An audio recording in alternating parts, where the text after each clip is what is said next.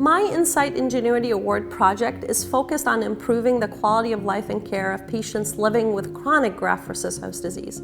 We know from talking to patients with chronic graft-versus-host disease and their families that this disease impacts every aspect of their life, every domain of their quality of life. It's hard to manage symptoms of chronic graft-versus-host disease day to day. It's hard to get the help that you need to figure out which symptoms are actually related to chronic GVHD. And it's also hard to understand how to best cope with the limitations of this illness on your day-to-day life. We know from talking to patients with chronic graft-versus-host disease that it's really hard to also deal with the uncertainty of this condition throughout the illness course. And so our goal in this project is to develop a mobile app that we're calling the Horizons app.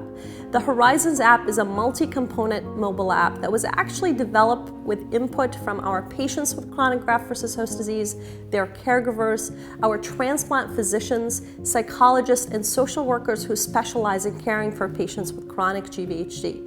The purpose of the app is to help first patients identify what symptoms are related to chronic GVHD and to help them develop coping strategies and self-management strategies to address these symptoms. Most of the actual tips about managing these symptoms at home come from our very own patients with chronic graft-versus-host disease that are dealing with this illness day to day. We focus on how to best take care of yourself while you're living with chronic GVHD, and a huge component of the app is also focused on how to cope most effectively with this illness, deal with the uncertainty of the day-to-day, and how to improve quality of life for patients living with chronic graft-versus-host disease.